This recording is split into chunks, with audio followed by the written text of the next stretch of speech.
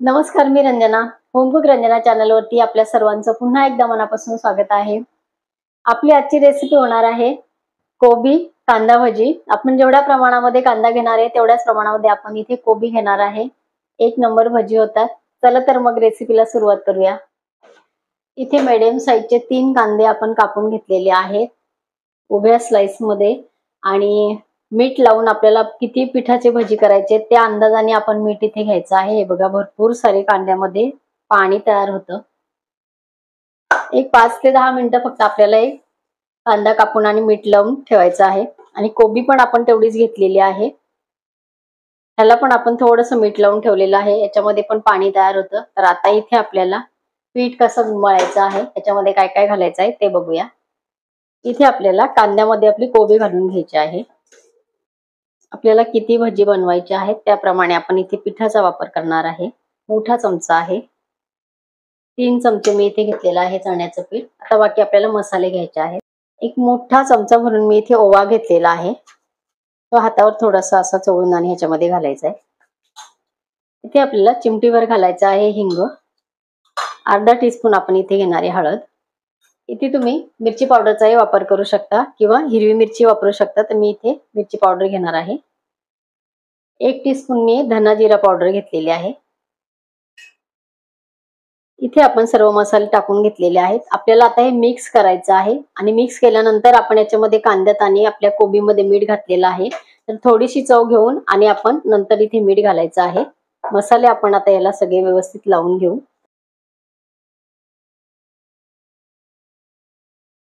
इथे आपल्याला पाणी वापरायची गरज पडत नाही.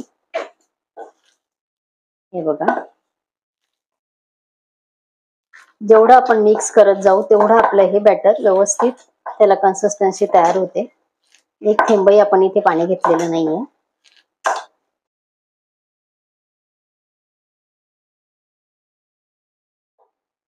इथे आपल्याला थोडीशी चव घ्यायची आहे.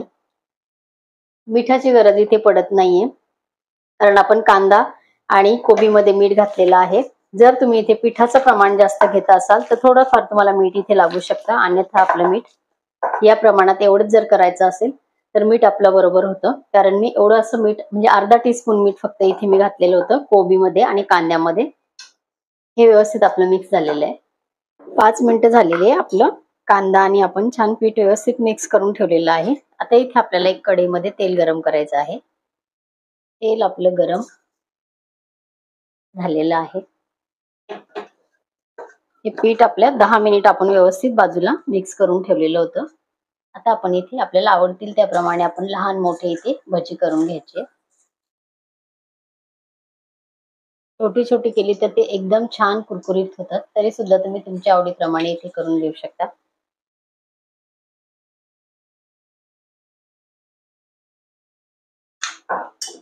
आपण सोडा वगैरे इथे घातलेला नाही, तरी सुद्धा आपली भजी एकदम छान इथे तयार होतात.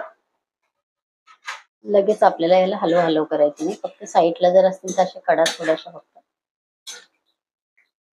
थोडेसे बुडबुडे कमी झाल्यानंतर आपण उलटे करून टाकू.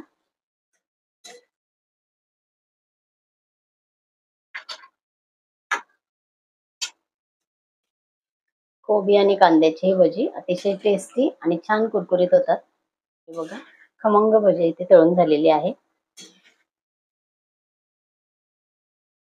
एका टिश्यू पेपरवरती तुम्ही भजी काढली तर थोडंफार ते तेल त्याचं दिसतं याच्यामध्ये, तर तेही निघून जातं. हे बघा, अशीच आपण सर्व भजी इथे करून घेणार आहे. इथे आपली सर्व भजी तयार झालेली आहे. इथे आपले कुरकुरीत एक नंबर भजी तयार झालेली आहे. खूप कमी पीठ आपण इथे वापरलेलं आहे. तुम्ही कोबीचं आणि कांद्याचं प्रमाण इथे जास्त घेऊ शकता आणि अगदी खूप कमी वेळामध्ये होणारी ही भजी आहेत. पटापट होतात. जास्त वेळ आपल्याला मीठ लावूनही ठेवायची गरज नाहीये. 5-10 मिनिटं फक्त आपण ठेवू शकतो आणि नंतर आपण फक्त 10 मिनिटं बॅटर भिजून ठेवल्यानंतर इथे लागलेले आहे. तर आपले एवढे सारे भजी बघा, समोरासमोर मी किती कांदा किती काय दाखवलेलं आहे प्रमाण, तर एवढी मोठी आपली भजी झालेली आहे. नक्की करून बघा. आजची रेसिपी तुम्हाला कशी वाटली कमेंट करून नक्की सांगा. आणि रेसिपी आवडली असेल तर लाईक आणि शेअर करा. तुम्ही मला फेसबुक आणि इंस्टाग्रामवर सुद्धा फॉलो करू शकता. तसंच तुम्ही मला व्हॉट्सअप माझ्या चॅनलला सुद्धा ऍड होऊ शकता. त्याची लिंक मी खाली डिस्क्रिप्शन बॉक्समध्ये दिलेली आहे. जरूर चेक करा. माझ्या चॅनलवरती व्हेज नॉनव्हेज बऱ्याच प्रकारच्या भाकरी घावणचे बरेचसे प्रकार आहेत, तर त्याची लिंक पण मी खाली डिस्क्रिप्शन बॉक्समध्ये दिलेली आहे, जरूर चेक करा. त्यातली एखादी रेसिपी तुम्हाला आवडत असेल तर जरूर करून बघा आणि कमेंट करून सांगायला विसरू नका की पदार्थ कसा झाला होता ते. अशीच एक छानशी रेसिपी घेऊन आपण परत भेटणार आहोत. तोपर्यंत बाय बाय.